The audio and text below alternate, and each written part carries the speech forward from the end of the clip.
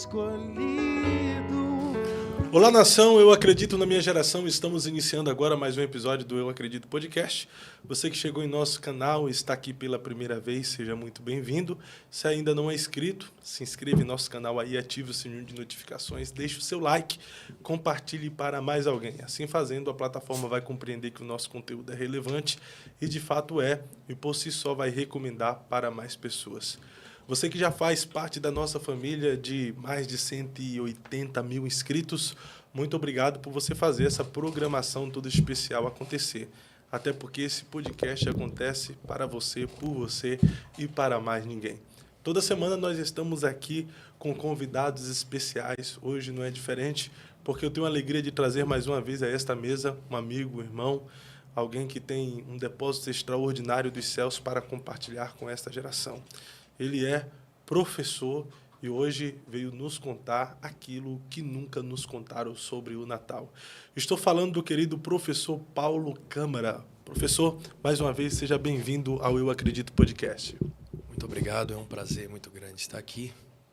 E hoje nós vamos compartilhar conhecimentos acerca de um dos maiores fenômenos sociais que acontecem, principalmente porque se referem aquilo que é espiritual, aquilo que envolve a Bíblia e todo o conhecimento, a carga teológica que está sobre influência ainda da nossa cultura ocidental. Perfeito. Antes de nós darmos início, deixa eu ir aqui para os reclames do Plim Plim, pessoas que nos ajudam a fazer este podcast acontecer. Eu não sei se o professor já passou pelo constrangimento de ter o nome negativado. Já aconteceu isso contigo? Não. Não, mas com quem aconteceu é muito constrangedor, é muito chato. É verdade. E eu fechei uma parceria aqui com o pessoal da Bosscred para ajudar você que está passando por este constrangimento de ter o nome sujo. Já passei por isso aí, a gente não consegue entrar em financiamento, não consegue dar o pontapé inicial para a realização de sonhos. Mas quero te ajudar. Se você entrar em contato aqui com a Bosscred, tem o QR Code, o WhatsApp, ainda em dezembro você já pode limpar o seu nome e voltar a ter crédito na praça. E quem sabe, em janeiro, dar o pontapé inicial para realizações dos seus sonhos. Lembrando que grandes realizações de sonhos pode dar-se início com financiamento. Entre em contato, Bosscred, doutora Camila, doutora Franciele, vai atender vocês aí da melhor forma possível. Eu tenho parceria aqui também com um amigo, que é o Dr. Arthur, da Albernaz, registro de marca. Você que tem um negócio, tem uma empresa, tem um slogan, tem uma logomarca, nome de igreja, nome de conferência, enfim, negócios, comércio em geral, frase, texto, o que você precisa registrar para ter direito juridicamente. Eu quero te recomendar entrar em contato aqui com a Albernaz, registro de marca, tá o WhatsApp aqui também. Doutor Arthur vai te atender da melhor forma possível e vai te dar assistência para que você registre a sua marca ao INPI. Assim sendo, você terá direito jurídico para reivindicar aquilo que é seu, caso você sofra o crime de plágio. Aqui no Paraná, nós temos um dos melhores parques aquáticos do Brasil, que é o América Park. Fica ali na região de Campo Mourão, na região de Iretama. É diversão, lazer, entretenimento garantido para toda a família. Eu indico, até porque esse parque ele é administrado e tem como proprietário pessoas cristãs com princípios e valores cristãos.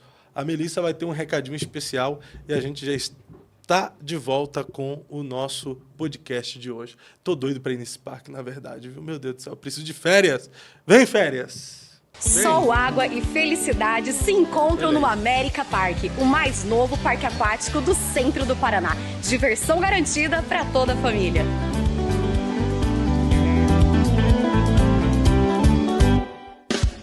É isso aí, diversão garantida para toda a família.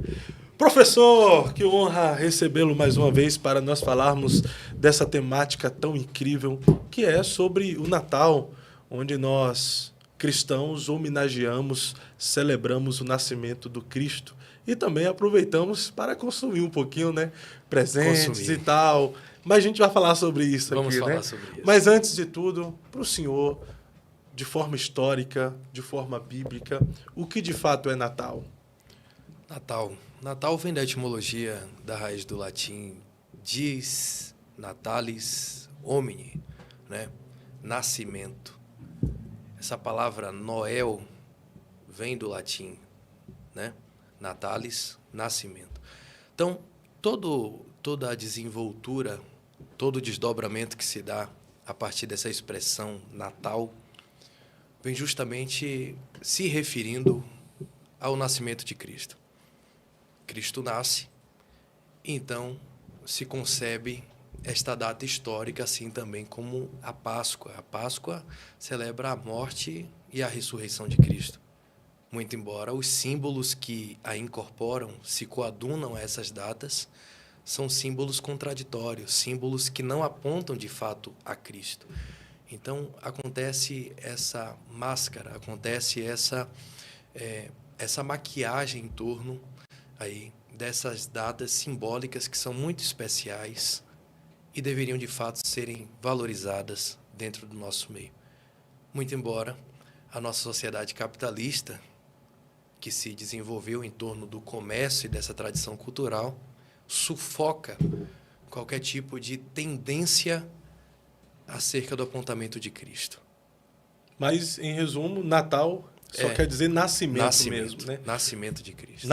Nascimento de Cristo ou só nascimento? Natal? Natal, dies natalis, homini, nascimento. Nascimento. Nascimento. Agora, para o cristianismo, que se refere ao nascimento de Cristo, né? Não teria data de Natal se não se referisse a Cristo. Afinal, não se comemoraria uma espécie de nascimento. Não é qualquer nascimento. É o nascimento de Jesus.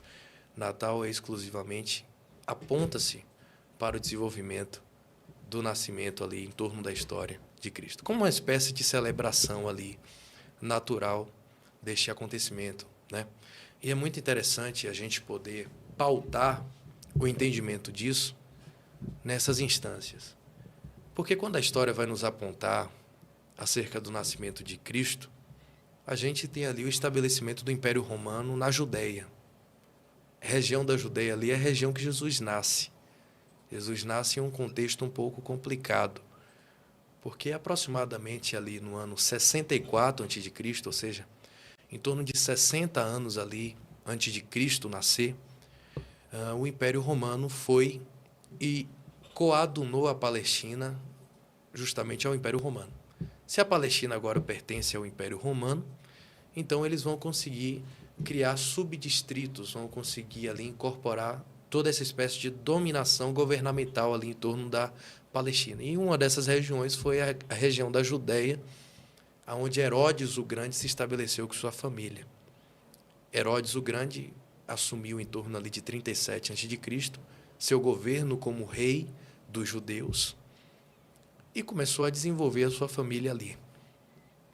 Jesus nasce nesse contexto, aproximadamente ali no ano 4 a 6 a.C., e quando Jesus nasce, onde os reis magos vão ter, né, a buscar informações acerca onde nasceu o rei, aonde o rei está.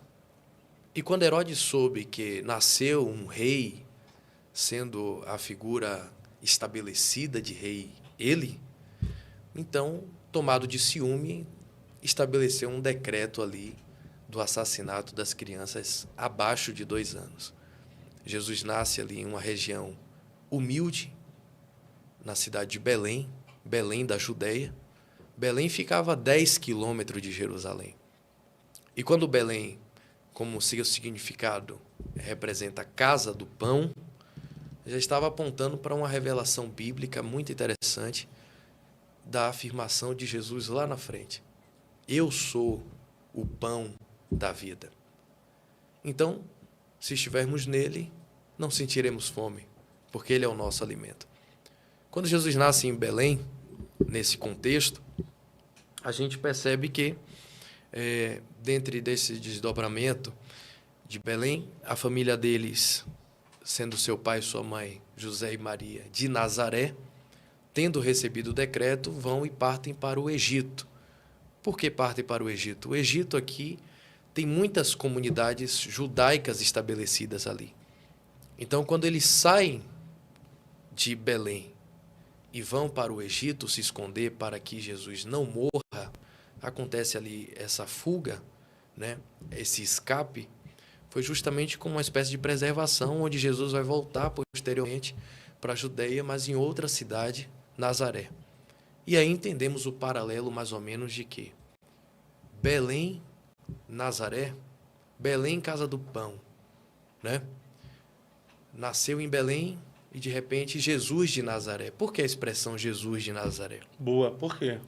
Porque Jesus, quando voltou do Egito, se estabeleceu em Nazaré junto com a sua família, onde se desenvolveu, cresceu. E Nazaré era uma cidade muito interessante e curiosa, porque só tinha cerca de 200 a 400 habitantes ali. Era um vilarejo, não era? Um vilarejo.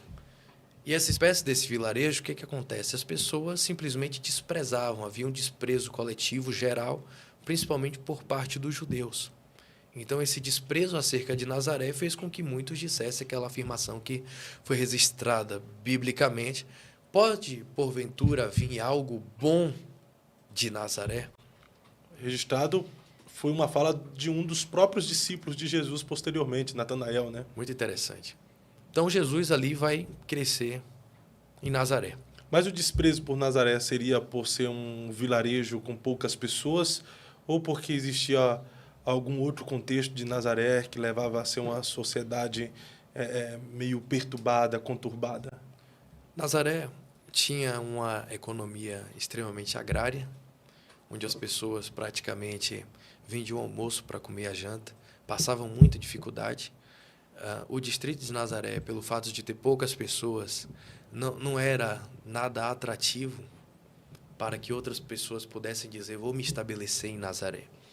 Geralmente quem vivia em Nazaré é quem nascia ali de suas pequenas famílias de pai e mãe e viviam ali em espécie de casas, de tabocas ornamentadas ali para conseguirem viver, né? Juntamente com o excesso de calor que tinha ali. Então o desprezo seria mesmo por ser uma região desfavorável, inferior à elite, né? Inóspita. Jerusalém era o palco de toda a região da Judéia. Afinal, foi até onde Herodes o Grande estabeleceu a expansão do Templo de Salomão, que posteriormente seria derrubado pelos próprios romanos na revolta dos judeus mais lá na frente, né? Com o general Tito.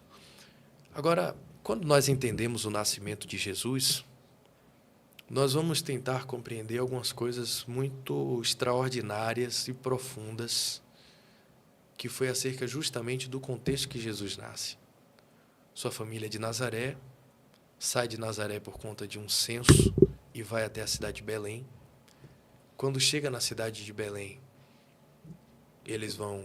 Maria vai conceber Jesus em uma manjedoura, né? E dentro daquele contexto ali, daquele estábulo onde Jesus nasce, simplesmente vai acender uma estrela de um outro lado ali do Oriente, aonde alguns sábios astrólogos e astrônomos vão visualizar aquela estrela, e aquela estrela vai apontar como uma revelação muito interessante de que nasceu um rei. Quando nós vamos analisar o contexto do 25 de dezembro, com mais ou menos esse contexto dessa estrela, partindo de um ponto astronômico e astrológico, a gente vai ter ali uma conjuntura planetária entre os planetas de Saturno e Júpiter. Só que quando a gente vai observar por que nasce uma estrela, simplesmente surgiu uma estrela no céu ecoando e apontando que veio a luz ao mundo. Uma supernova, uma explosão de uma estrela que clareou o céu, ou algum tipo de fenômeno assim que, na verdade, a ciência até tentou explicar e não conseguiu explicar para achar mais ou menos uma data precisa datada no calendário para apontar. Foi esse dia específico que Jesus nasceu. A gente percebe ali que quando estoura, quando nasce, quando aparece a epopeia daquela estrela, eles percebem que nasceu um rei. Eles saem com os presentes a ter com este rei. José, Maria estão no estábulo no nascimento de Jesus. Se reúne ali alguns pastores pelo nascimento da criança e vem então os sábios ali ter com Jesus para entregar os presentes, ouro, incenso e mirra. Por que ouro, incenso e mirra, Fábio? São especiarias, né? Especiarias do Oriente. Por que essa especiarias específica? Porque não era só um rei, né? O que nasceu mesmo foi o rei. Quem Mas nasceu foi o rei. Foi o rei, né? Não foi mais um rei. Esse Foi é o o rei. Essas especiarias, elas têm significados específicos. Eles não foram levar essas especiarias apenas por levar. Incenso, ouro e mirra. Exatamente. Incenso era comumente usado pela casa real. Mirra era um perfume, um óleo precioso. O ouro fala-se de riqueza, de poder. Mas por que especificamente? O professor aqui é o senhor, né? Misericórdia. O ouro representa a realeza, sobretudo. Ouro é algo que nunca se perde.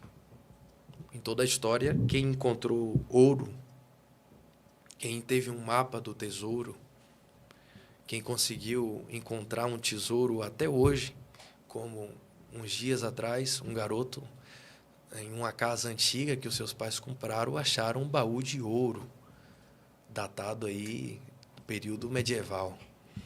Então, ouro é algo que nunca se perde. Em toda a linha de queda monetária no mundo, o ouro está estabelecido sobre todos. O ouro é e representa a hierarquia maior de algo chamado realeza.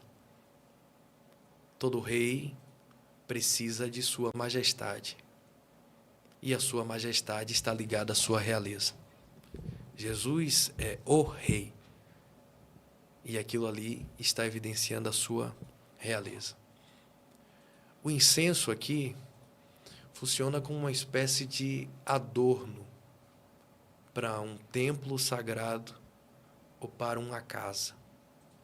Já reparou que pessoas usam e deixam incensos em sua casa e você não consegue entender por quê? Às vezes pelo cheiro, às vezes por alguma representação enérgica, né? Os místicos deixam incenso para espantar os maus espíritos, né? Os maus espíritos. Então, existe um caráter esotérico no incenso. Mas, naquela representação ali, Jesus não é só rei sobre judeus, Jesus não é só rei sobre pessoas, Jesus não é só rei sobre a humanidade. Jesus é Deus. E como Deus, ele tem que ser adorado. O incenso aqui é um instrumento de adoração.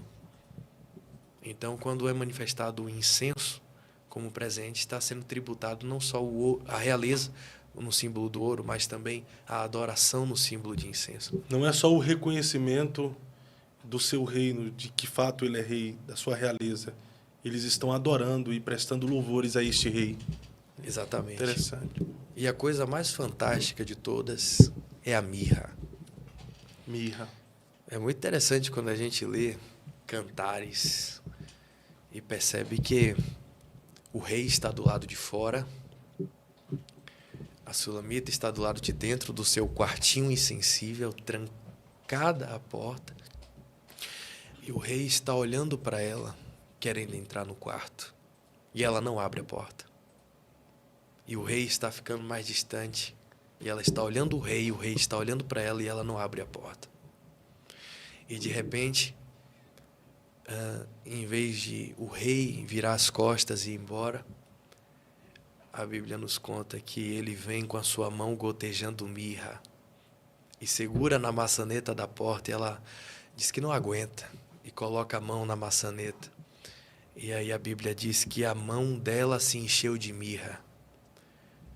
Mas a questão é, o rei está do outro lado da porta. Ela está do lado de dentro.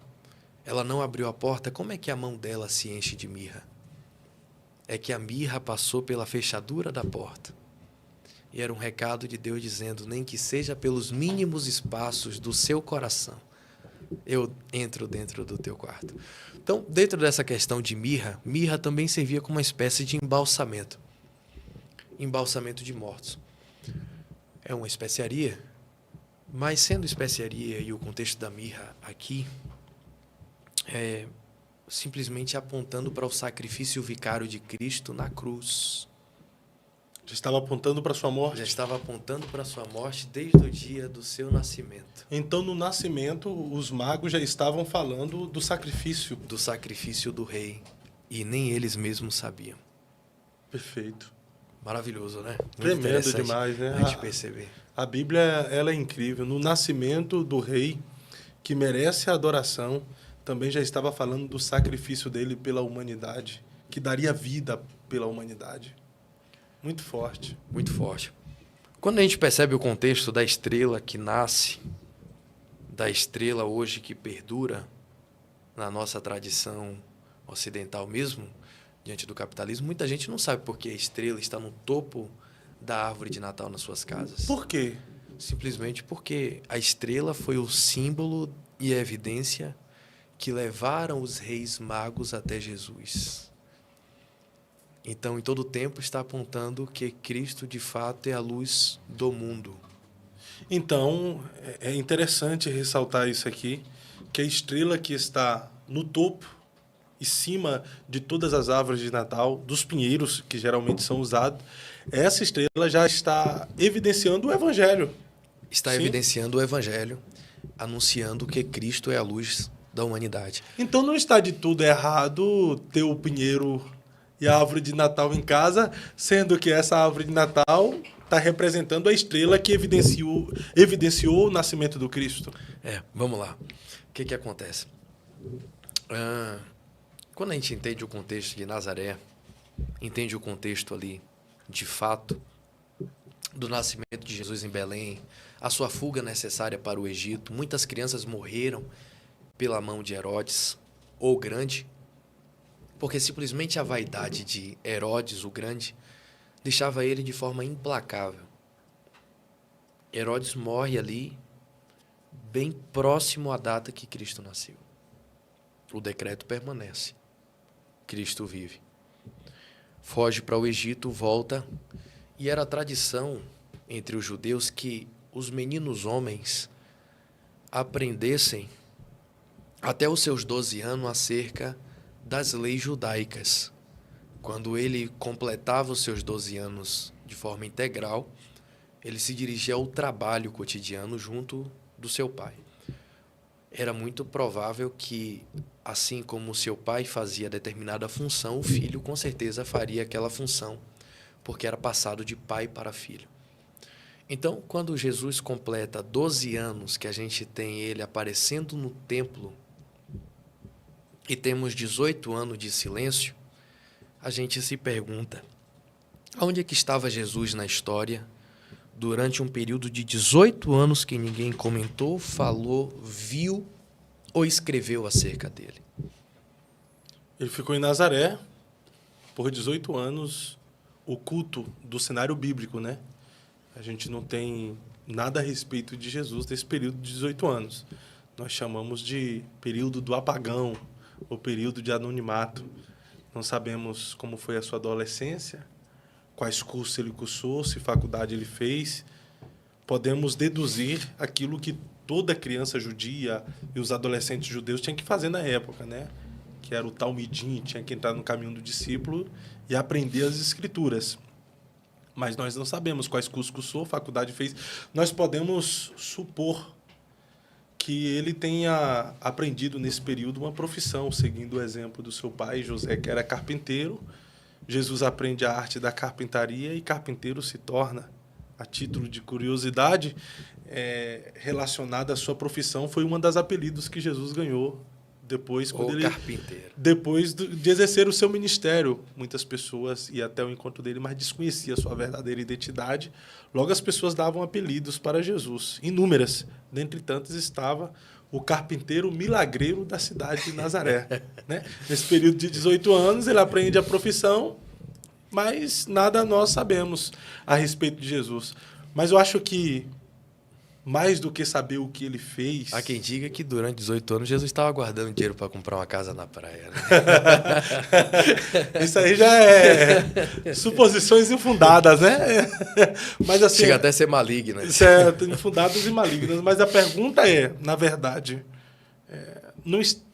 não deve ser o que ele fez, qual curso cursou, se fez faculdade. Por quê ele precisou ficar esse período escondido? Eu acho que fica melhor questionarmos isto. Por que ele ficou 18 anos apagado das Escrituras? Por que 18 anos a Bíblia e contextos históricos vão nos ocultar a história de Jesus? Pô, são 18 anos. 18 anos. Praticamente a vida de alguém que não chega nem aos 18, né? É verdade. Ele não foi, 18, foi dos 12 até os 30. Uma vida. Ou seja, foi até a adolescência, a gente sabe a respeito de Jesus. Passando mas na adolescência, juventude. a juventude, ele volta a aparecer no cenário bíblico, Mateus, capítulo 3, como um homem, 30 anos de idade. 30 anos de idade. Um homem com um currículo de vida desconhecido por nós, um homem maduro, um homem com uma profissão. Preparado. E, acima de tudo, uma missão, né? Uma missão. Nikolai Ionovitch escreveu um livro, A Verdade, a História Oculta sobre o passado oculto de Jesus Cristo. Dentre essa tese que perdurou por muitos ateus, muitos curiosos acerca desta verdade que não foi revelada sobre a passagem da vida de Jesus, Nicolás apontou que Jesus foi para o Oriente aprender a arte da meditação e a arte da espiritualidade. Mas a gente sabe que a tese que perdura até hoje é que, de fato, ele ficou em Nazaré, muito provável, seguindo a profissão do teu pai, aprendendo, executando e estudando, se preparando.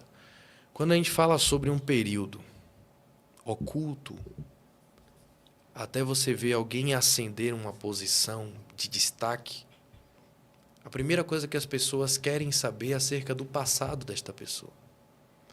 Você percebe inúmeros políticos, quando aparecem como um fenômeno, com uma espécie de mecanicismo político, a primeira coisa que as pessoas vão vasculhar, procurar, querer trazer como uma espécie de argumento para neutralizar seu oponente é acerca do seu passado. O currículo. O currículo. E, de fato, Jesus não foi diferente. As pessoas queriam saber de onde ele surgiu, de onde ele veio, qual era o contexto de sua vida. Só que a gente aprende com Jesus aqui que, na verdade, todo o período grandioso das nossas vidas, quando ele se acende a público, a uma espécie de ministério público, ele passa por uma preparação oculta, anônima.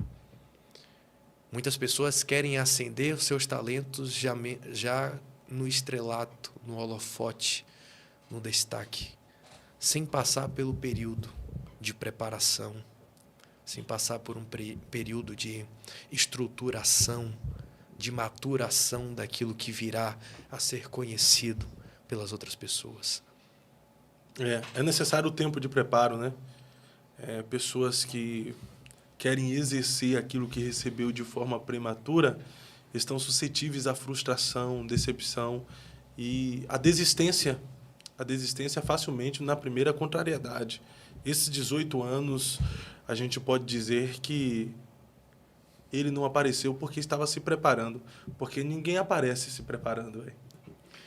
Na verdade, eu aprendi com um amigo, Diego Santos, ele vai ouvir esse podcast depois, se não somente esse corte. Uma vez aprendi com ele uma coisa muito interessante. Existem muitas pessoas que esperam a oportunidade chegar para depois se preparar. Mas existem pessoas que se preparam antes que a oportunidade chegue. Quem terá mais sucesso? É quem se preparou para a oportunidade. Porque para toda oportunidade, todo ser humano, Pastor Fábio, toda oportunidade que chega na vida de alguém, é claro e evidente que todos na vida receberão uma chance. Todos na vida. Os que deram certo na vida, os que não deram certo na vida. Os que darão certo, os que não darão certo. aqueles que tentarão, aqueles que romperão a realidade da vida. Todo ser humano recebe uma oportunidade. Na verdade, o grande discernimento da vida é saber o que fazer com essas oportunidades quando elas chegam até nós. E estar preparado para elas, né?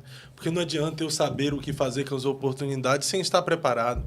Eu sei o que fazer, mas será que eu vou ter as ferramentas e os mecanismos necessários para aproveitar a oportunidade?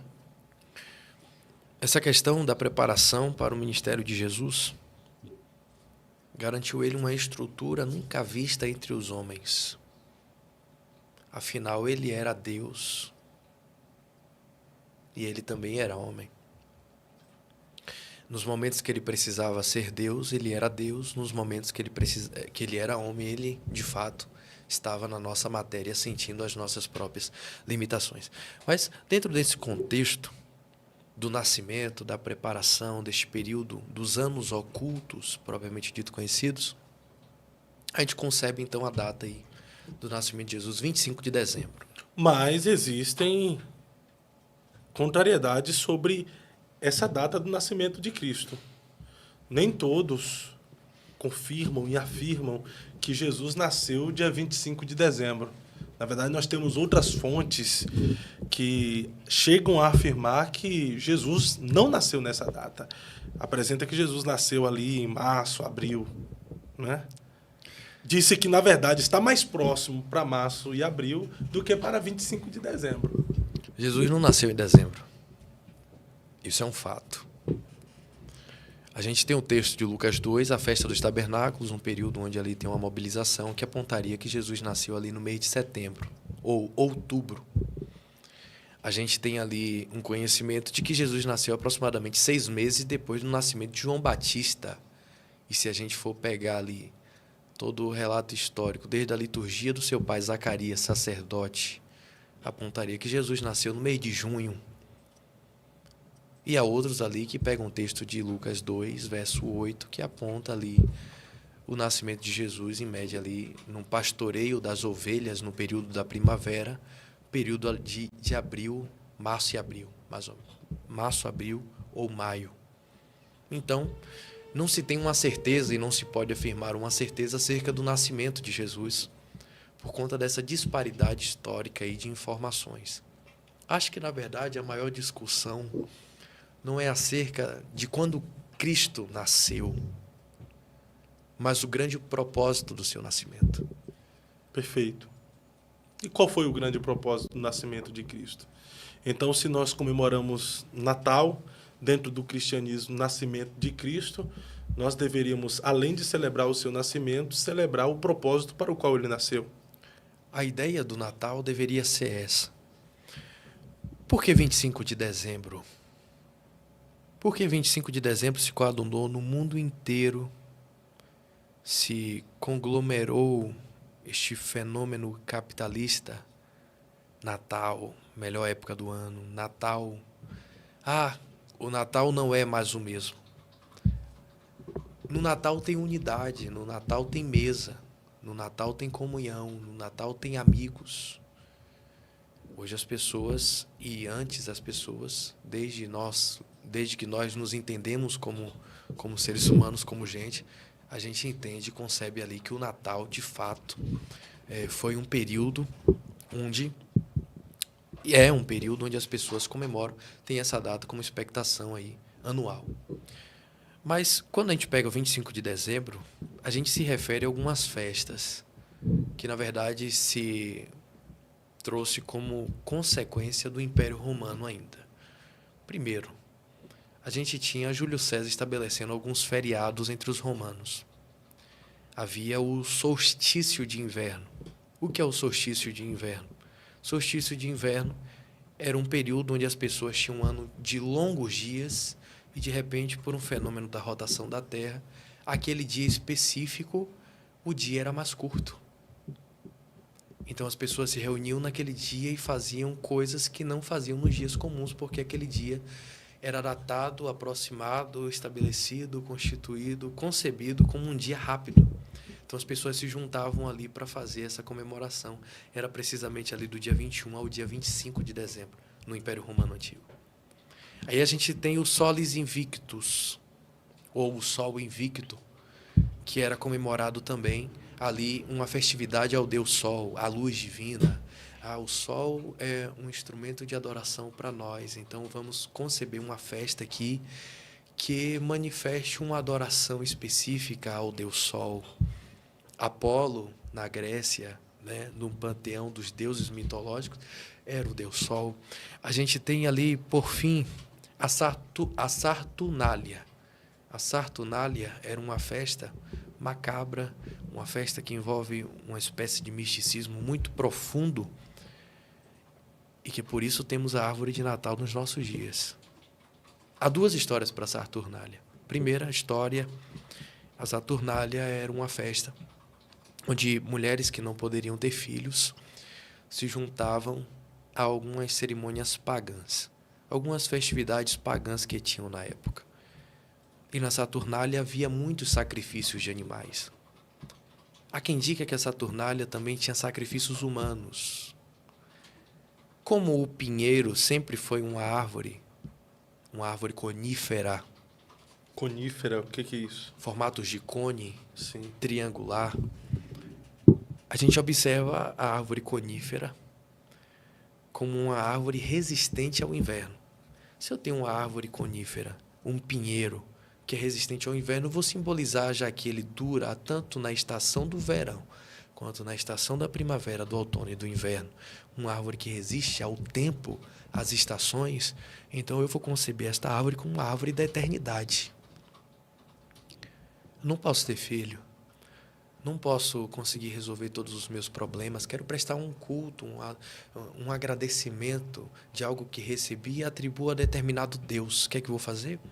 Vou fazer parte deste sacrifício, vou sacrificar alguma coisa. Esses sacrifícios, além de envolver animais, envolviam algumas pessoas. Eles depositavam o sangue no chão da árvore, do pinheiro, ou das árvores que eles usavam especificamente naquele contexto dos povos germânicos, e eles cortavam partes, tanto de animais quanto de homens, e penduravam na árvore. Esquartejavam as pessoas. Adornavam na árvore. É mesmo, esquartejavam as pessoas e animais e adornavam no pinheiro, que a gente usa... A gente não. Que as pessoas usam em suas casas. Isso é uma tese misticista da festa da Saturnália que existiu entre os povos germânicos da época. Mas o Império Romano vai cair. O calendário estabelecido por Júlio César, o calendário juliano, que se refere ao deus Janus da mitologia romana, que era o deus da renovação, ele atribuiu tanto ao Ano Novo, dia 1º de janeiro, quanto o dia 25, a festa da Saturnália, ou a festa natalina. Quando o Império Romano do Ocidente cai, a Igreja Católica assume o poder e ela tem que reconfigurar os símbolos. Então, se eu tinha uma festa onde tinha alguns sacrifícios, alguns adornos em torno dessas árvores, agora eu vou fazer o quê?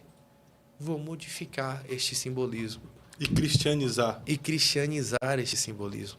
Por que não ter uma árvore muito bem decorada para fazer uma comemoração e atribuir ao nascimento de Cristo? Por que não fazer? Se essa festa já existe, os povos já estão acostumados a desenvolver isso.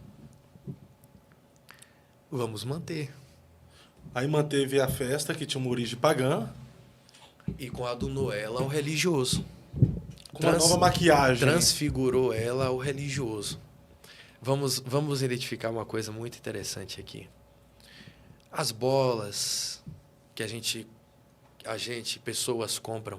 Tu também compra? Não compro. Pessoas compram e enfeitam a árvore. Presentes. Sim. E colocam na árvore. Estrela, colocam na árvore. Pisca-pisca, colocam na árvore. Luzes. Martim Lutero, no século XVI, o reformador da igreja protestante, ele tinha o hábito de colocar velas nos pinheiros para acender os pinheiros em tempo da festa. É uma tradição cristã. Não é uma tradição secular. É uma tradição cristã após a Igreja Católica ter reinventado de uma festa pagã. e que perdurou tanto no protestantismo, quanto no catolicismo, quanto nos outros movimentos reformadores que aconteceram na Idade Média e Idade Moderna. E hoje, nos nossos dias, Idade Contemporânea. Então, o próprio Martinho Lutero já costumava colocar velas nos Ele pinheiros tinha a ideia, a fim de colorir. Tinha a ideia de enfeitar, acender os pinheiros como uma espécie de exaltação a Deus. Já que cristianizou-se a festa, vamos atribuí-la ao Cordeiro, a Cristo, né? A Jesus. Mas e os presentes, os adornos? Os presentes têm os presentes, os adornos, as bolas, tudo que envolve esta ornamentação, este adorno em torno do pinheiro, significa uma espécie de tributo, de gratidão a Deus pelos presentes que Ele permitiu que chegasse até nós. A luz que enfeita a árvore, ou o pisca-pisca, ou todo o enfeite ali luminário que envolve a árvore, simplesmente tem um efeito ali de quê? Simplesmente trazer a iluminação para a estrela maior que está em cima, simbolizando de que, além de Deus trazer ou permitir que chegue até você bênçãos incalculáveis, bênçãos a qual você é grato, evidencie que Ele é a luz maior. É interessante. É um instrumento de cristianização, principalmente para as crianças que enxergam aquilo ali e não conseguem enxergar o significado por trás daquilo ali. Nós já falamos aqui, então é interessante, nesse contexto aqui agora, falar que a estrela que fica em cima das árvores de Natal tem um significado.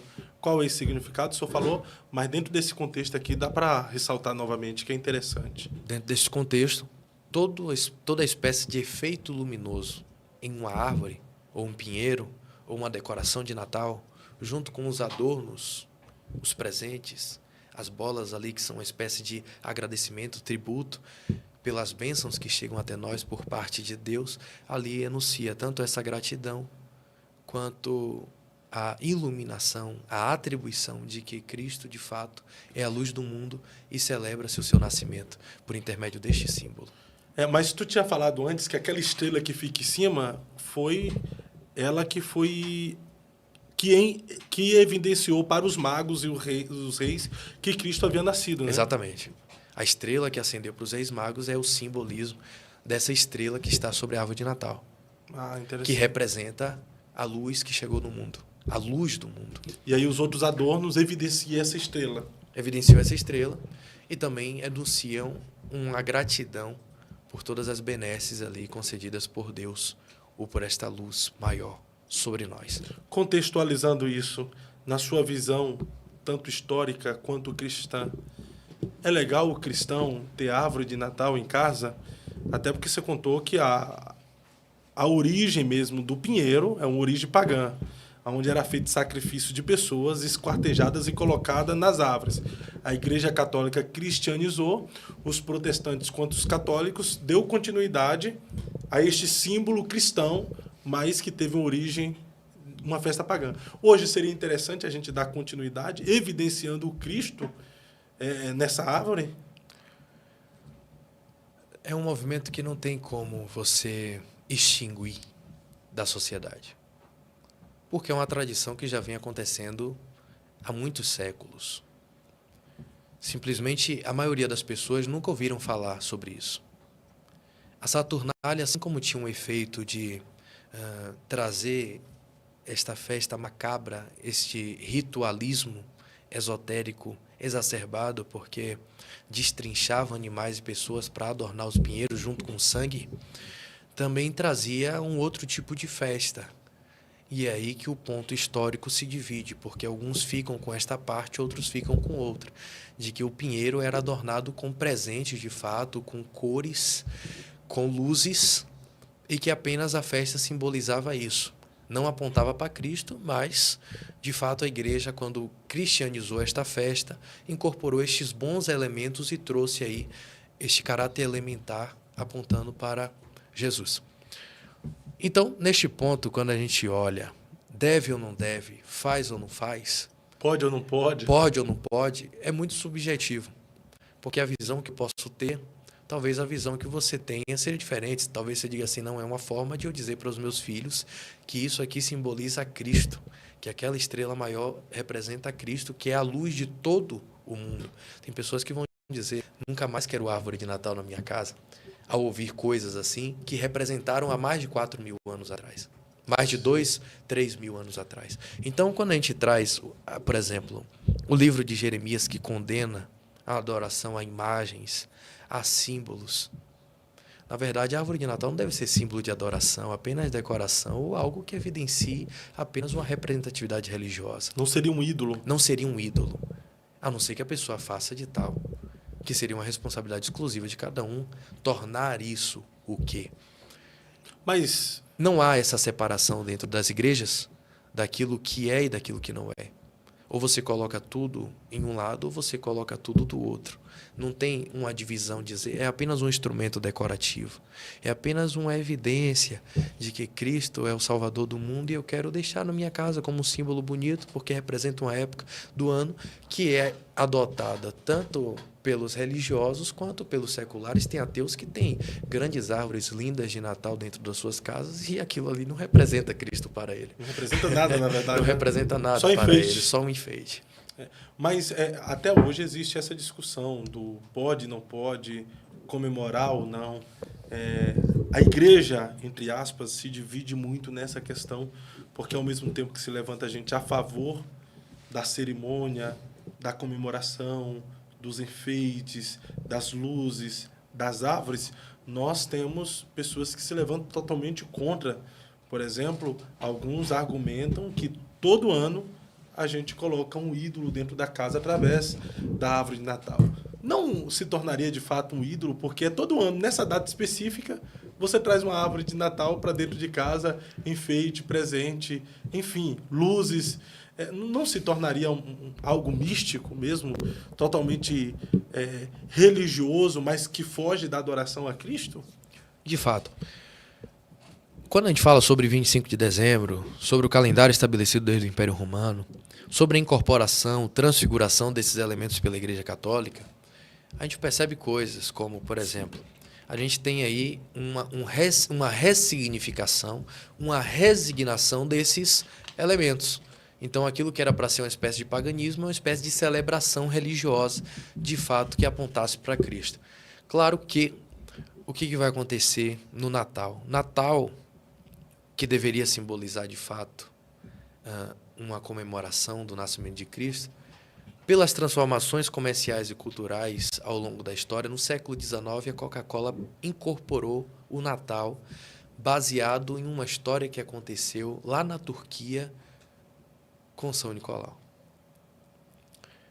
Um bispo que cuidava de uma igreja em Mitra e, de repente, entregava presente para crianças.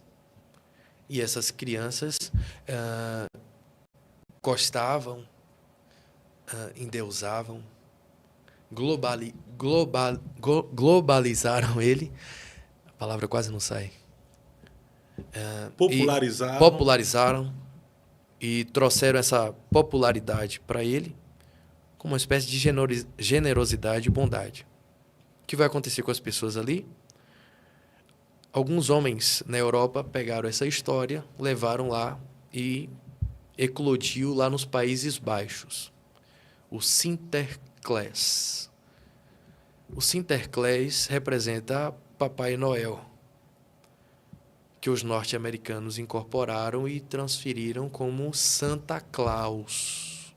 E o São Nicolau, o que tem a ver com isso?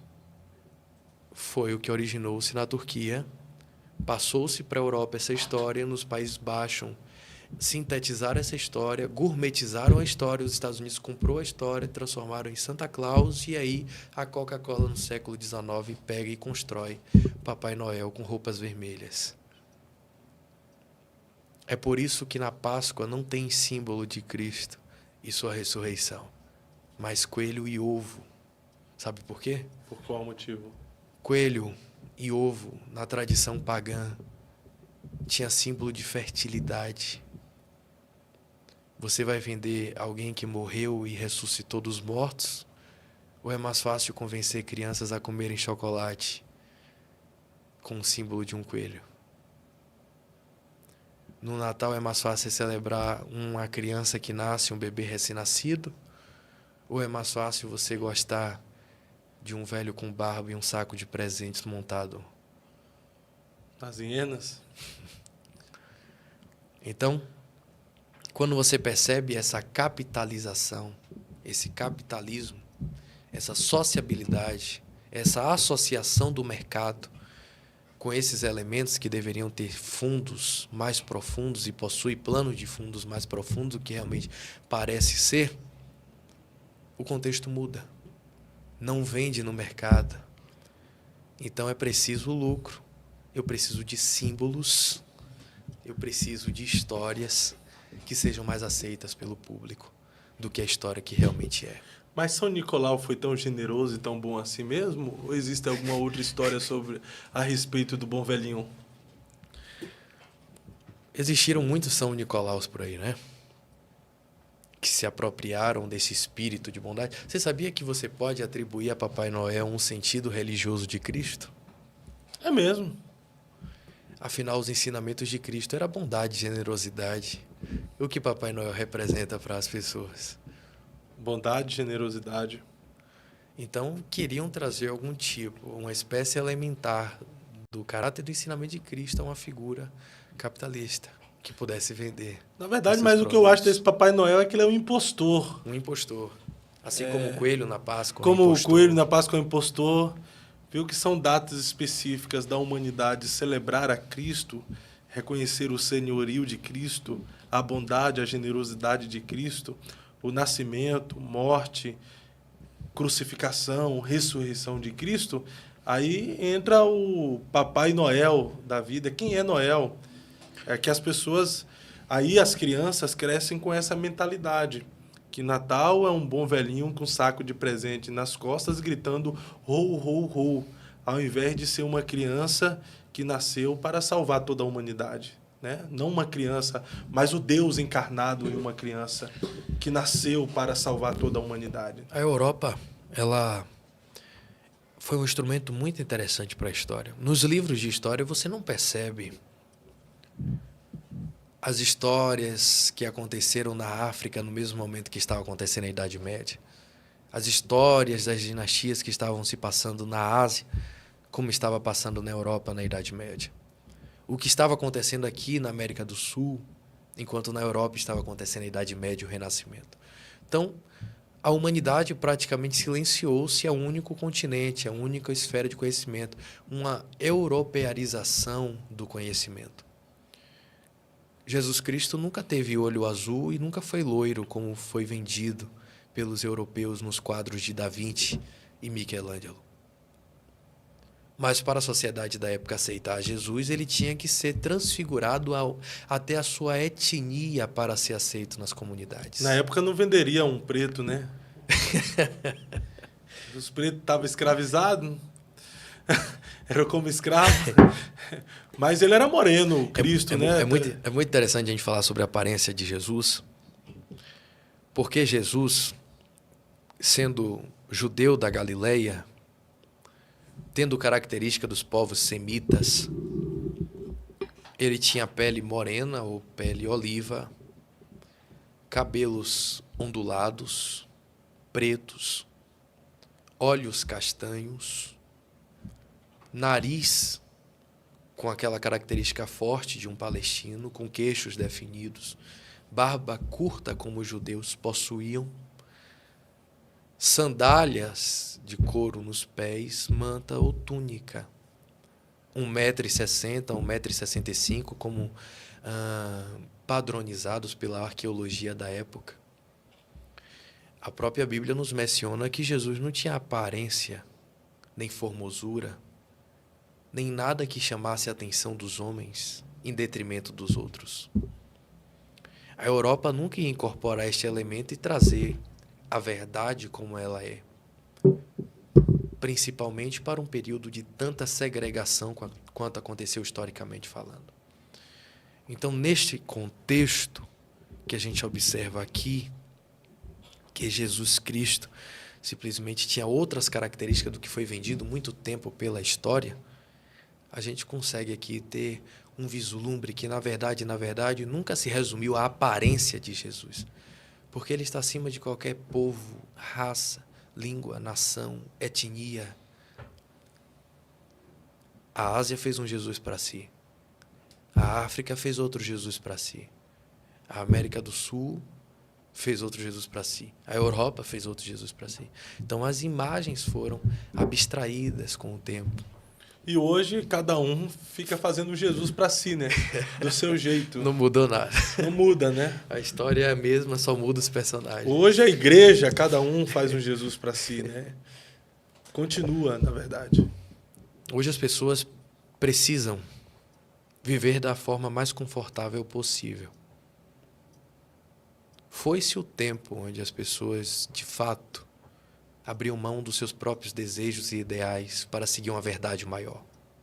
A verdade maior hoje é aquilo que elas querem e fazem para si. Tanto que isso é profético, né? De que as pessoas andariam de um lado para o outro procurando mestres para si mesmos, que falassem aquilo que elas queriam ouvir.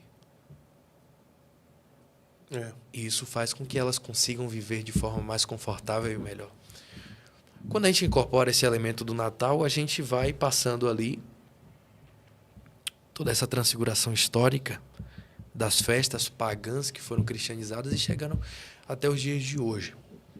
A gente tem essa troca de figura, essa troca de ícone, personagens, né? Essa troca de personagem. Vamos tirar o nascimento de Cristo, vamos impor Papai Noel, porque vem demais. É mais gostoso fazer um comercial na TV, né, com cores fortes, cores vibrantes, em um contexto muito mais, né, contemporâneo, muito mais atual, globalista, do que simplesmente trazer uma história onde muita gente ainda se questiona se de fato Jesus nasceu ou não nasceu, existiu ou não existiu.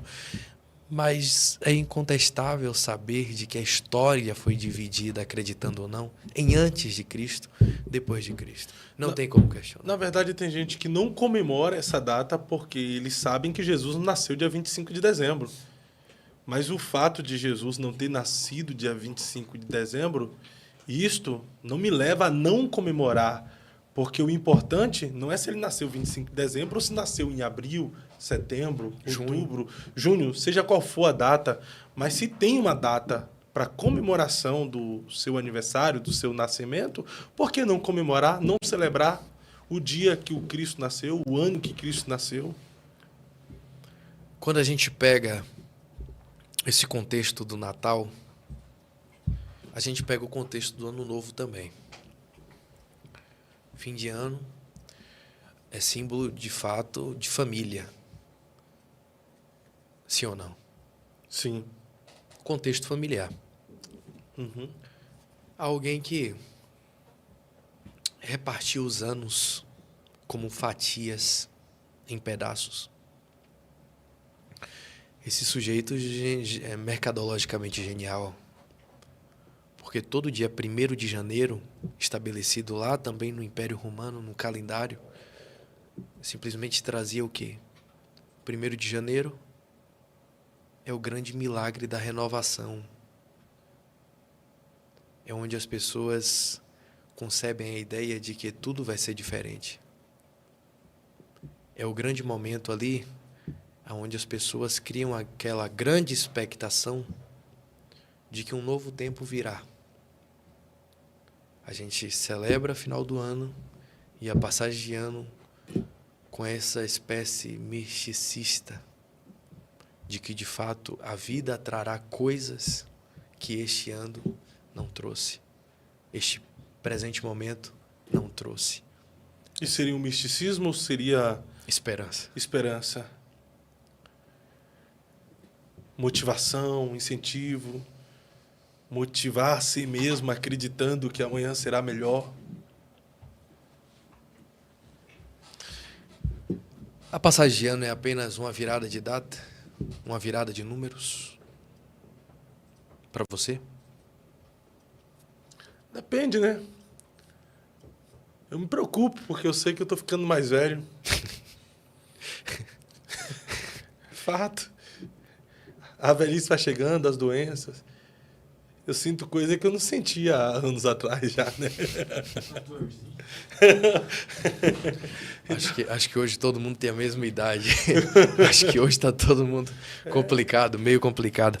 Se torna também uma questão de virada de ano, final de ano, início de ano. Você faz meio que um ensimesmamento, né? Uma análise Uma de reflexão. si mesmo, uma reflexão, as suas conquistas até aqui, os fracassos que você... Poxa, já aconteceu de eu chegar no final do ano para a virada e eu parar e pensar, nossa, que ano infrutífero, eu não produzi nada, cara, não fiz nada. É um tempo de reflexão. Hã? É um tempo de reflexão. É um tempo de reflexão para mim. Então, não acaba sendo apenas uma troca de número, uma troca de ano para você leva uma reflexão e aí você cria uma esperança. Poxa, esse ano não produzi nada, mas ano que vem eu vou produzir. É claro que a maioria dos projetos que a gente faz, a gente não cumpre nada, né? Os propósitos, os crentes mais místicos, né? Pessoas que anotam desejos em papéis, repartem os papéis e queimam os papéis. E tem uns que faz carta, joga no mar. Se jogam no mar. Se joga. Isso aí já é para manjar, né, irmão? Não tem nada a ver com o cristianismo, né? Trazem um contexto dos fogos de artifício. Fogos de artifício aqui ainda é um caráter pagão. Porque fogos de artifício aqui é como a queima de todos os projetos frustrados. E quando ele explode no ar, é simplesmente como o milagre da renovação. É mesmo, tem um significado para os fogos de artifício. Eu quero ouvir de novo isso aí. Os fogos de artifício, então, não acontece por um acaso, tem... Os fogos de artifício, toda virada de ano, representam o lançamento de todos os projetos frustrados para o céu. E quando eles explodem no céu, simplesmente ali é o simbolismo da transformação, de que todos aqueles projetos frustrados são renovados para o próximo tempo. Mas isso é uma superstição. Há quem diga que sim. Tu acredita nisso?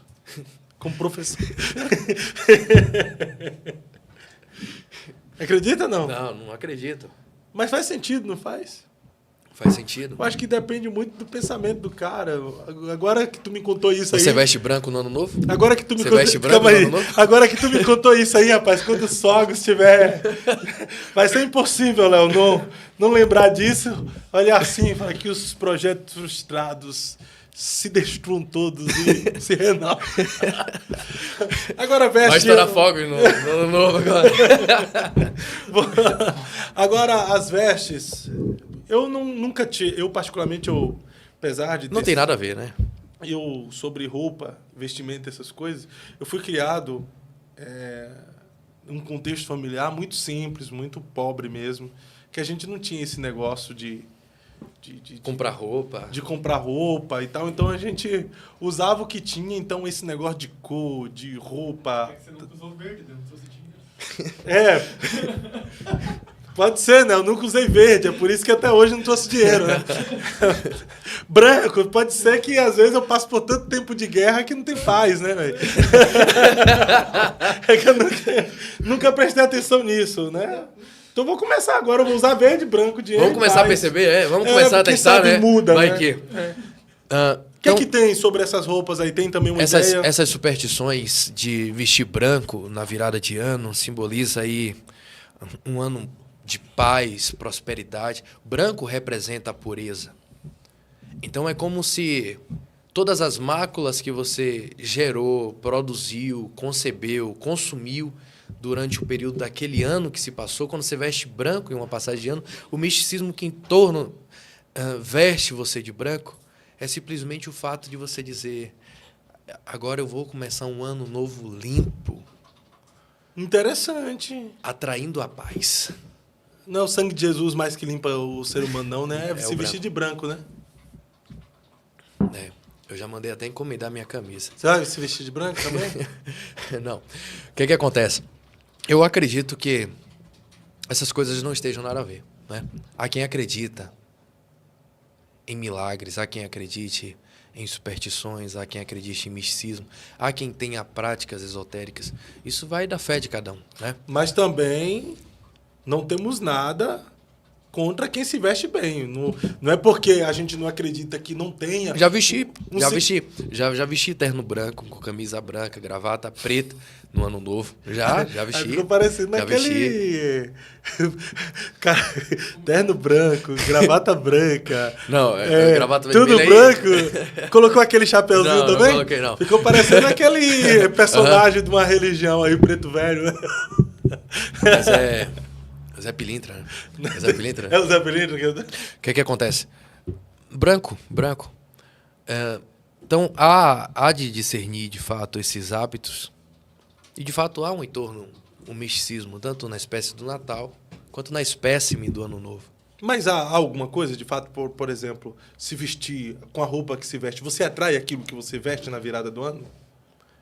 Isso aí já é mecânica quântica, né? Pessoas que estudam a física quântica e aplica ela na sua vida. A quem acredite em lei da atração, a lei da atração, propriamente dito, enuncia que atitudes, arquétipos, aquilo que você pratica vai refletir, de fato, na tua realidade. Vai trazer, vai Tem atrair. pessoas que colocam a cédula de $1 na carteira e não tiram por nada. O dólar está valorizando. Mas o que O acontece? problema é que só fica aquele $1, não aparece mais nada, Dólar. né? E acreditam que aquilo ali é uma espécie de garantia de proteção acerca do seu financeiro, acerca de atração de prosperidade. Para uns talvez deram certo, para outros não. Para a maioria talvez não. Mas, de fato, é uma crença particular. Existe um misticismo em torno de tudo isso, mas existe sua crença pessoal em torno disso. Né? Mas nada nos impede de vestir bem, Não, né? nada nos impede. É porque eu não acredito em superstição que eu vou ficar largado, zoado. Pô, se arruma, fica bem pra você, fica bem pra sua família. O fato de você colocar uma árvore na casa, uma árvore de Natal na sua casa, não vai fazer você cometer um pecado. O fato de você se vestir branco em uma data específica não faz você cometer um pecado. Não existe como é que eu posso dizer, uma tese deixada por Deus relacionado a isso. Existe uma tendência. A tendência seguida por todos faz com que você faça coisas que você costumeiramente não faria, mas todos estão fazendo, você faz. Isso aí já reflete no efeito manada, uma moral geral, uma vontade geral. Todo mundo está vestindo branco, eu vou vestir preto, eu vou ser do contra, né? Gosto de vestir branco, vou vestir branco porque eu quero também vestir. Você não está cometendo um pecado por isso, né? Então, essa espécime de preconceitos estabelecidos em torno de uma religiosidade adoeceu muitas pessoas, mata muitas pessoas, aliena muitas pessoas. Há uma realidade que não é bíblica, é uma realidade exclusivamente doutrinária.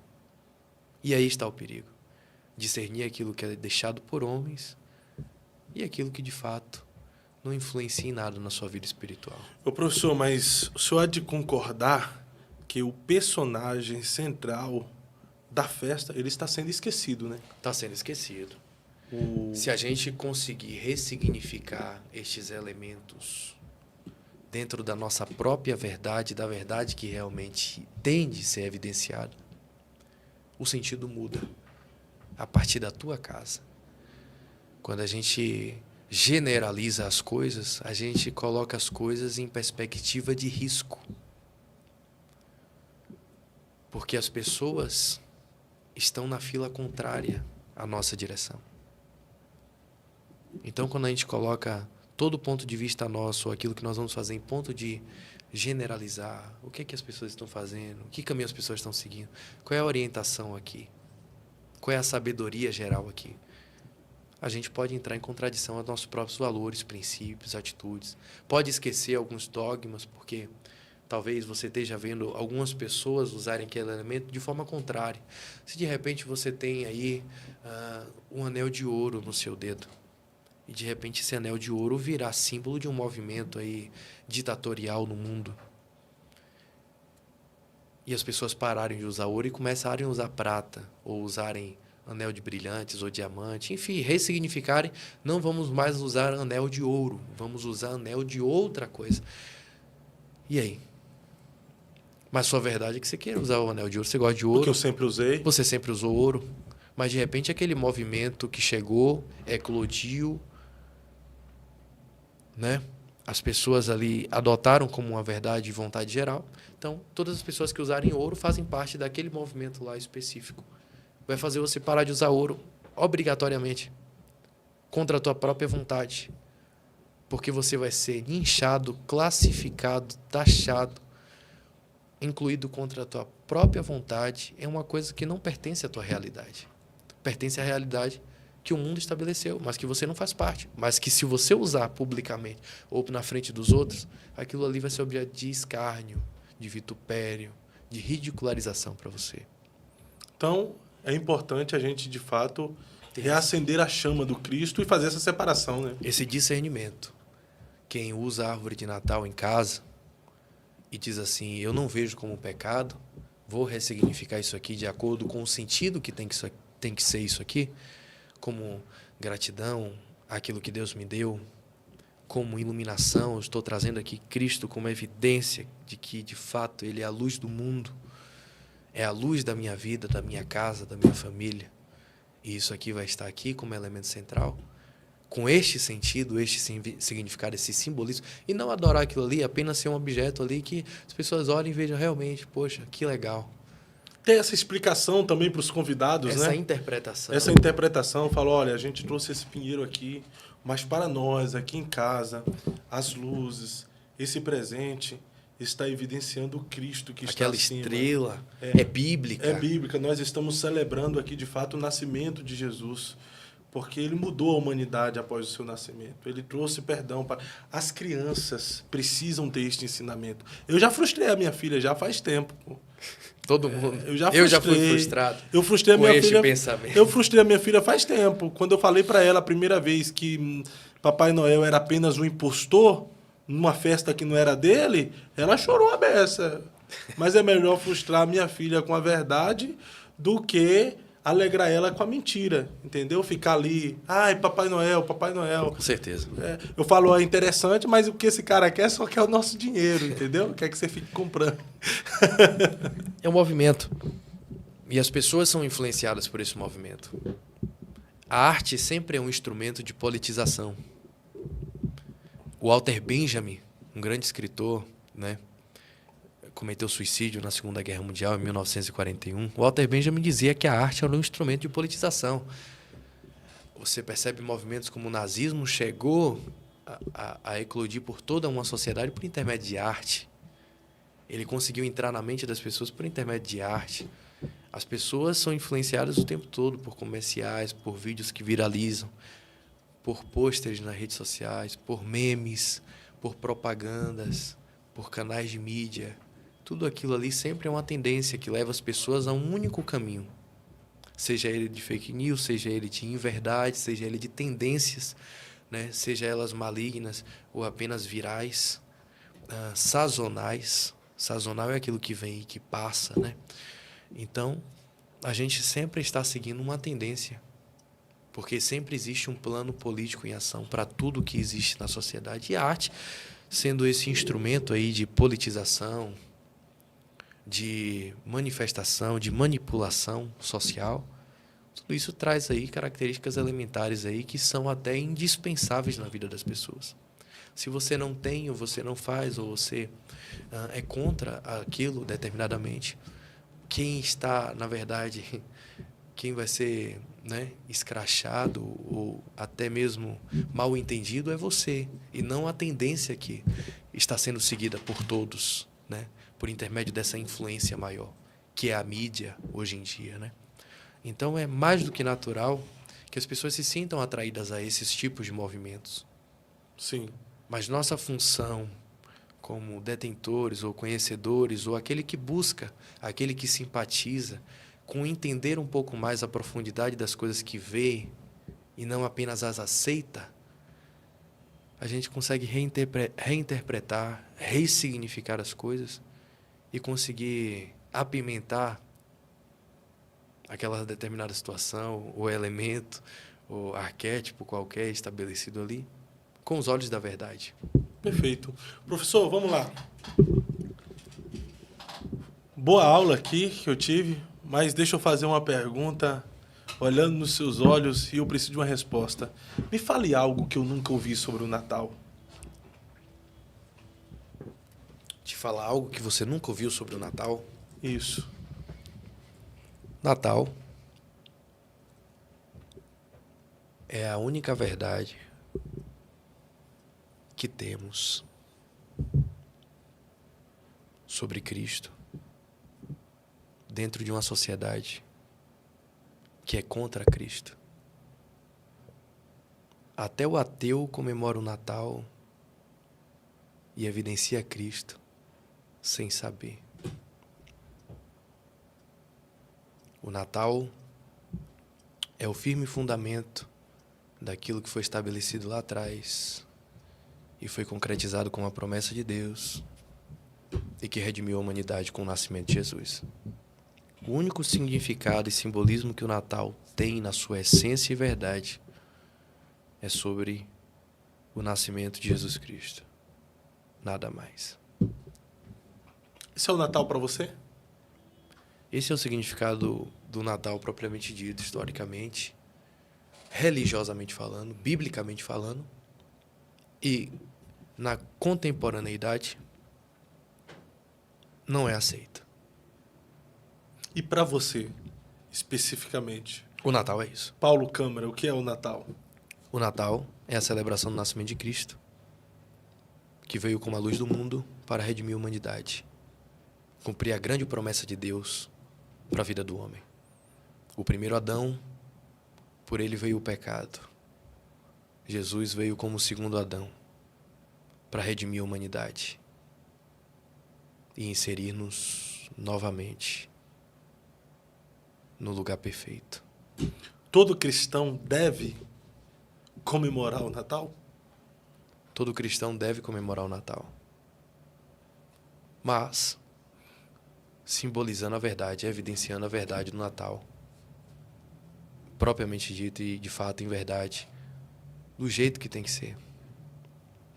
E o consumismo seria um Deus que também acaba usurpando o lugar do Cristo? Porque na data natalina há muito consumismo. As pessoas gastam até o que não tem. Destrói o cartão de crédito do marido, da mulherada, para dar presente para todo mundo, né? O consumismo nessa era acaba sendo um Deus também, que as pessoas consomem, gastam, consomem. Eu sei, o dinheiro é seu, você gasta da forma como você quiser, não tem nada a ver com isso.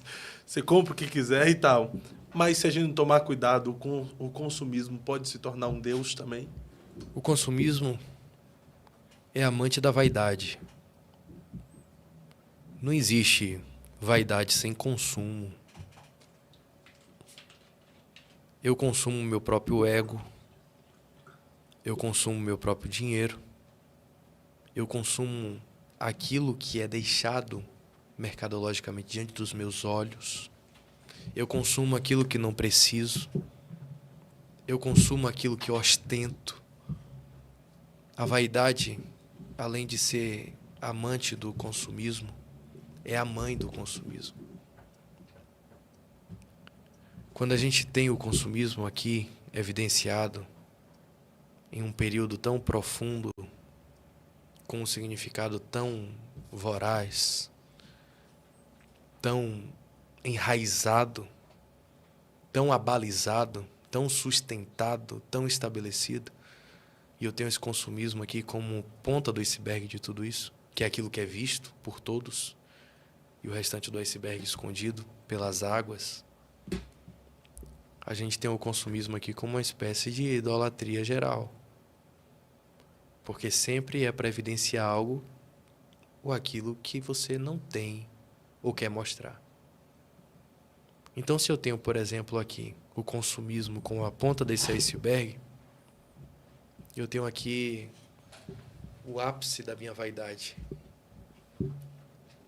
sendo evidenciado ali. E não é verdade por tudo isso aqui. O Natal não é panetone, não é o Chester, não é o peru, não são ali os pratos da mesa, não é ali simplesmente a árvore, não é simplesmente ali a figura do Papai Noel ou uma Coca-Cola em cima da mesa. Mas esses elementos foram coadunados a essa data, foram, né, amarrados a essa data, o que sufoca o significado desta data. Mas todo cristão deve, sim, comemorar o Natal, evidenciando a verdade, e não o consumismo estabelecido socialmente. E como a gente consegue resgatar, de fato, a verdadeira essência do Natal? Quando você fala sobre resgatar a essência, você está falando de um trabalho individual.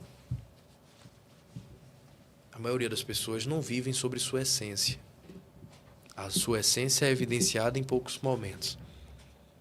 Na sua vida, a sua essência vai se manifestar quando você for contrariado.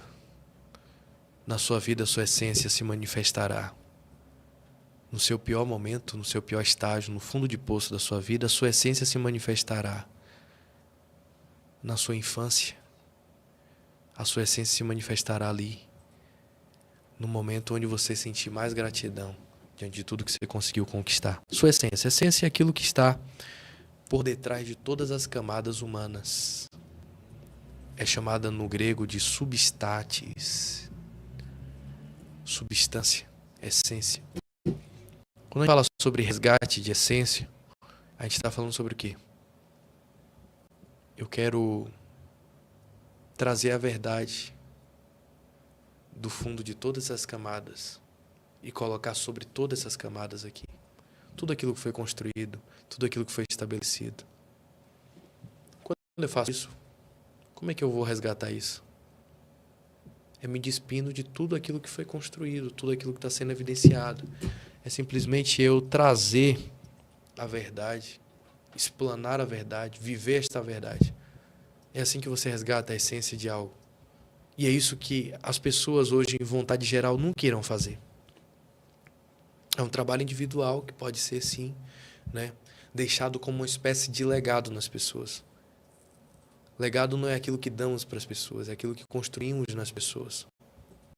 Esta é a verdadeira essência daquilo que devemos exalar, que é manifestado por intermédio de legado. Não aquilo que, propriamente dito, as pessoas farão. Elas se inspirarão. Perfeito. Em dezembro, praticamente, a gente vive esse espírito, vou usar a expressão que usam, né? Esse espírito natalino. Algumas pessoas que foram idiotas o ano todo, em dezembro tem aquele espírito de generosidade, de humildade, de amabilidade. Quebrou o pau com o pai e a mãe, xingou-os, mas se reúnem em volta da mesa. Esse espírito natalino, de harmonia, de amor, de amabilidade, não deveria ser uma realidade em nós todo ano, todos os meses, porque só incorpora nos seres humanos em dezembro? Acho que como a mídia e a arte como instrumento de politização traz essa máxima do consumismo para as pessoas, você tem que fazer, você tem que comprar, você tem que, né? Engaja você naquilo. Aquilo ali vai ter uma essência por detrás daquele consumismo que é, não, eu estou fazendo isso aqui para minha família. Bom ou ruim são minha família. Sendo agradáveis para mim ou não, são minha família. E aquilo ali acontece como uma espécie de ritual, né? Ritual social, um resgate familiar diante de toda essa situação. Mas existe uma questão muito interessante no 25 de dezembro que eu queria trazer aqui mais uma vez e não trouxe até agora. Deixou para agora, velho? Em 25 de dezembro, Sim. Krishna no hinduísmo nasceu. Krishna do hinduísmo. Do hinduísmo nasceu. Krishna do hinduísmo nasceu. Mitra do zoroatrismo nasceu 25 de dezembro. Horus da mitologia egípcia nasceu.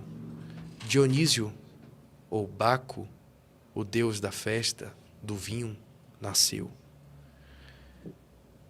Jesus nasceu. Ao mesmo tempo que temos o nascimento de Cristo, em outras religiões do mundo são comemoradas também o nascimento de seus deuses. Jesus não nasceu nunca, 25 de dezembro.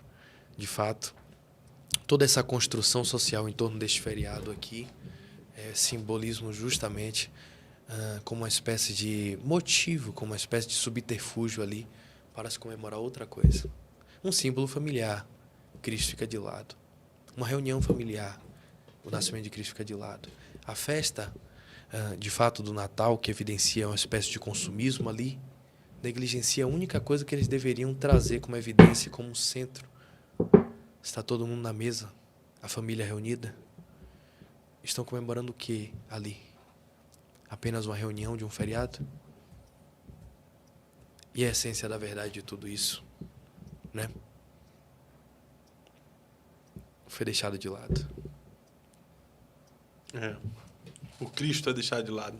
E a expressão Feliz Natal? O que você acha dessa expressão Feliz Nascimento? Feliz Natal.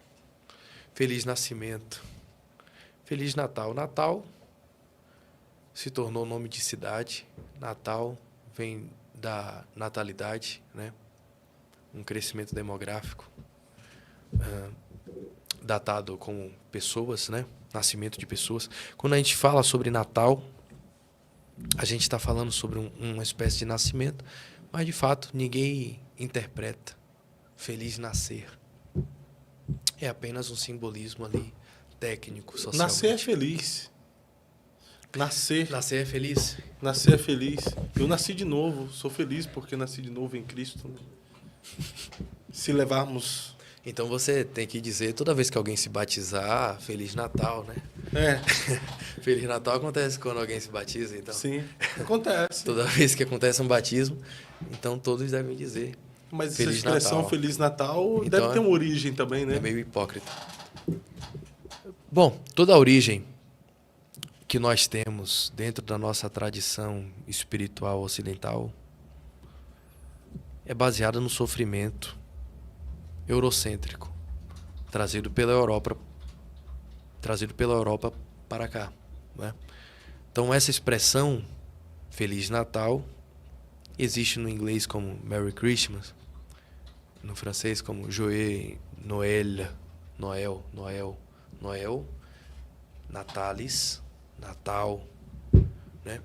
Então Papai Noel é Natal, Papai Natal, que não poderia ser Natal, é Noel. Por quê? Nascer, na língua francesa.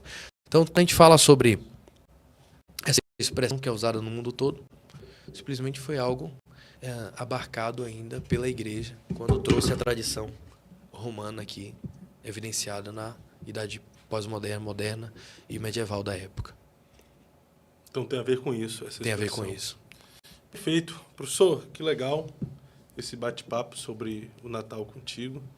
Eu vou deixar em aberto aqui, se alguém tiver alguma pergunta relacionada à temática para o professor, manda aqui agora, manda o superchat, ajuda a gente aí. Manda o superchat com a sua pergunta que eu vou passar para o professor estar respondendo aqui. Tem uma abelha rainha aqui. Será que eu falo para ele, Léo? Ele ficou assim. Fiquei preocupado agora. Fiquei preocupado. A abelha rainha aqui, ó. Deixa eu ler. Vira pra mim ali. Não fale não. Você vê aqui. Lê aí, Léo. A primeira da abelha rainha aí. Aqui, ó. Aqui, ó. Este moço... Rapaz, foi quase... Eu dei muita risada aqui agora. Quase eu não aguento, viu, velho? Misericórdia. Este moço coloca a língua o tempo todo pra fora. Cuidado. Porque...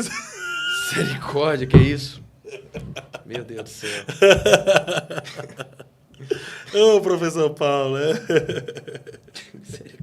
É brincadeira, mas se você tem a sua pergunta... Não, é que, rapaz, quando você vem a público para falar sobre alguma coisa, vem as pessoas com suas opiniões, né?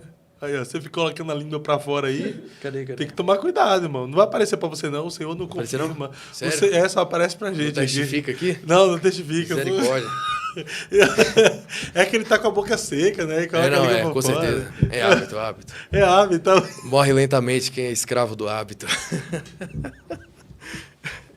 Rapaz, o povo aqui, ó, você tem ideia, você não pode ligar pra isso, porque assim, ó, eu aqui, eu sou criticado todo momento, porque eu dou risada, pô. O povo me critica porque Você eu acho é muito feliz. eu acho engraçado. Sua felicidade tá incomodando. E eu dou risada. O povo, nossa, fica rindo, assunto sério e tal. Poxa, é que o pessoal às vezes não fica no clima daqui, entende? Pra eles lá não foi engraçado, mas pra mim foi engraçado, então eu dou risada. Aí, ó, a mulher se incomodou de tu ficar colocando a língua pra fora. Ela falou o quê? Misericórdia. Não vai Desculpa aí, dormir. tá? Não Desculpa vai aí. dormir hoje, né? Hã? Não vai dormir não hoje. vou dormir hoje. Acabou com tudo. Aqui, Ah. ó. Aqui, viu? Eu olhei aqui, viu? Deixa eu achar aqui, ó. Deixa eu ver. Cadê? Este moço coloca a língua o tempo todo pra fora. Cuidado. Ela botou isso? Aham. Botou cuidado? É. Colocou a língua pra fora de novo. Sério? É, velho. Meu Deus, desculpa. Não sei o que fazer. É hábito. É hábito, é hábito. É hábito. Então, é hábito. me diga uma coisa, Fábio. Ah. Relacionado ao Natal, é pecado comemorar o Natal? Na sua perspectiva? Diante de todas essas abordagens históricas, filosóficas, místicas em torno deste movimento, tendo em vista a verdade que nós entendemos por detrás de tudo isso? Não é errado quando você, de fato, comemora o Natal com a sua essência, trazendo o Cristo, o aniversariante, para a celebração. Na verdade, ele deve ser celebrado, ele deve ser festejado, ele deve ser homenageado. Mas que não fique só no Natal, que seja na data específica, no feriado, que seja um tempo de muita reflexão, que seja um tempo de mudança, que o Cristo que escolheram essa data para comemorar o seu nascimento, que ele nasceu, nasce em seu coração e provoca em você uma mudança, tanto em você quanto na sua família. Eu acredito que esse feriado específico, ele deve ser comemorado. Não é só uma opção. Deve ser comemorado e trazer o Cristo para dentro da nossa casa, para dentro do lar. Infelizmente, muitos comemoram essa festa com bebedices, champanhe, guloseimas.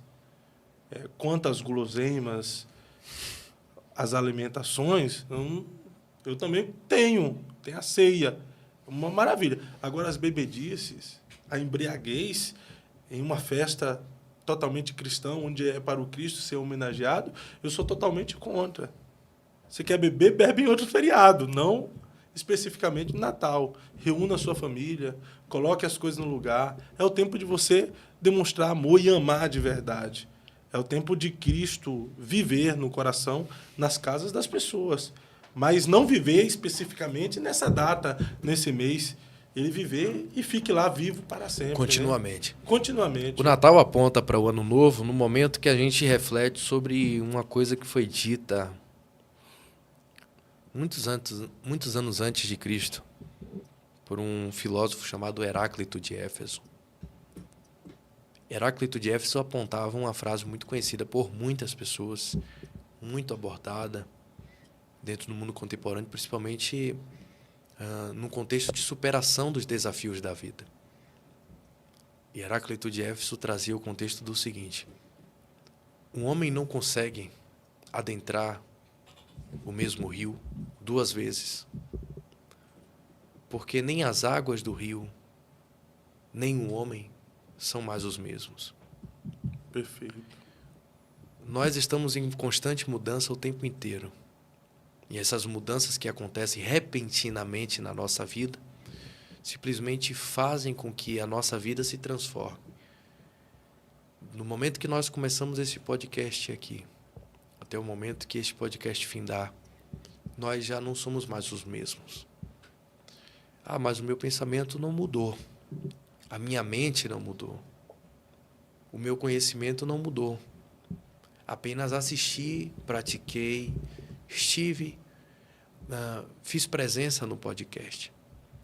Mas, de fato, todos nós estamos em constante renovação celular, neurológica, corpórea, intelectual, sentimental, emocional, psicossomáticas, psicológicas. Nossa mudança acontece o tempo todo. Não deixemos para uma única data a reflexão daquilo que construímos dia após dia.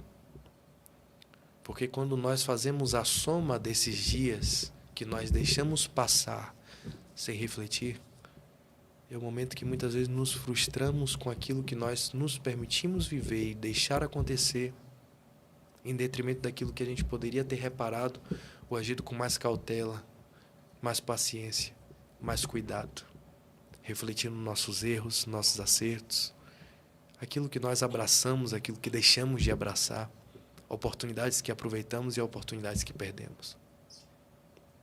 Essa é a essência da vida. Perfeito.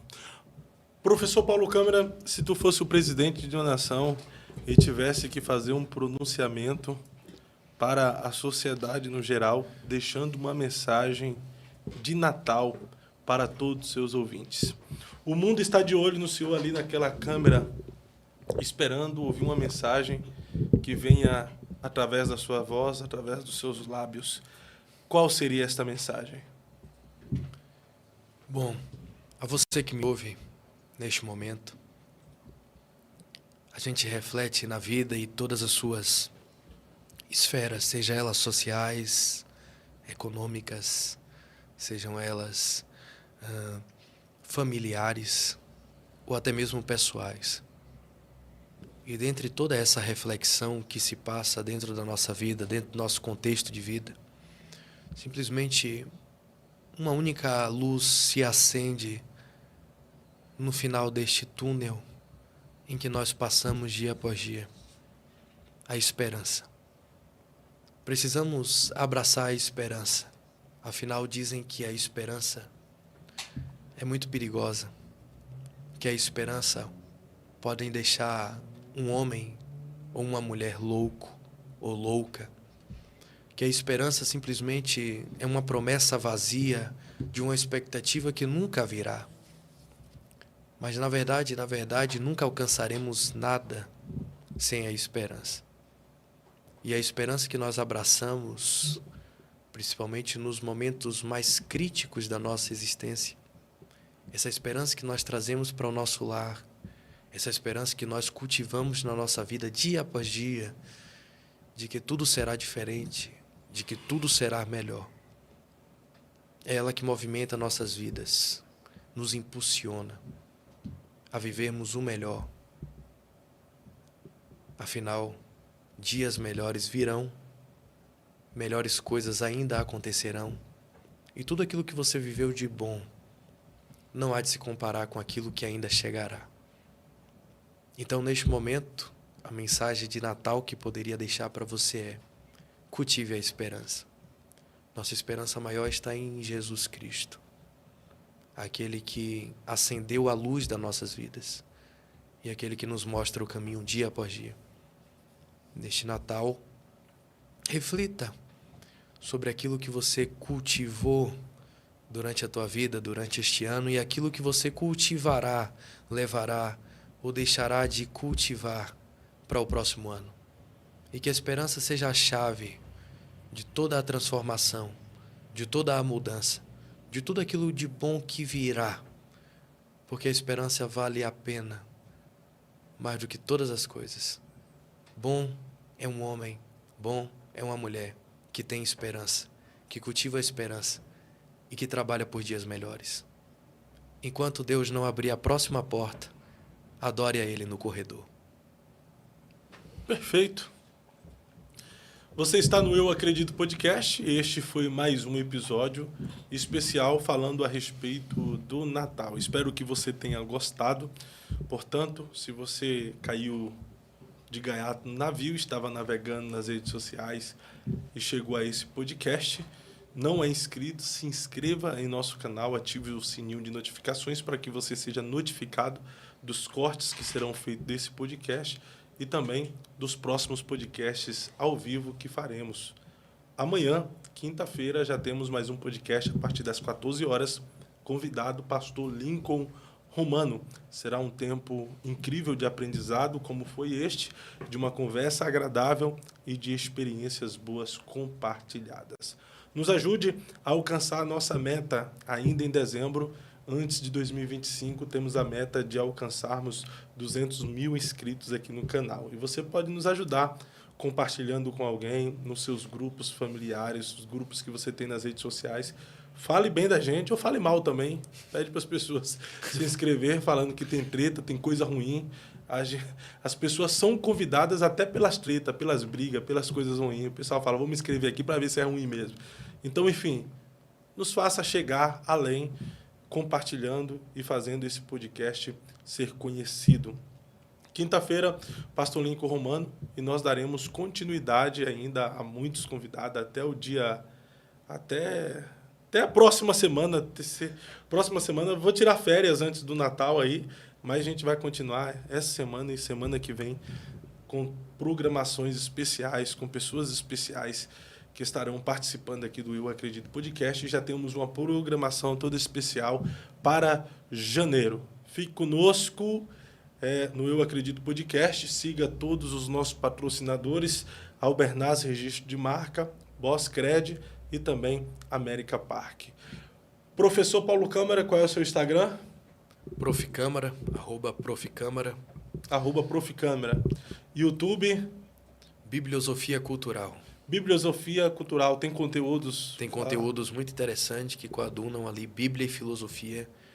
Filosofia e Bíblia andando lado a lado.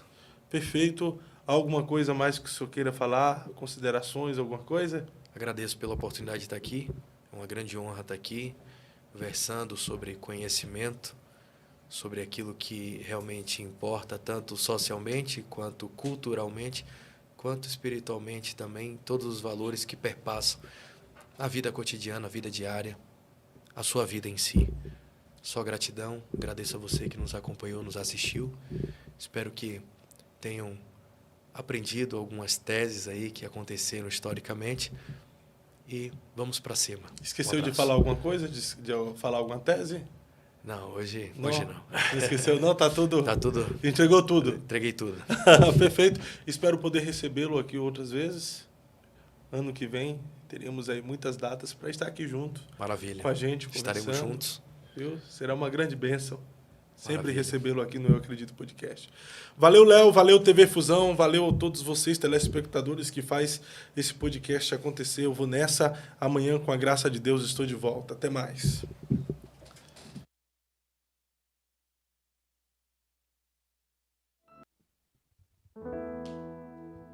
Eu acredito na minha geração.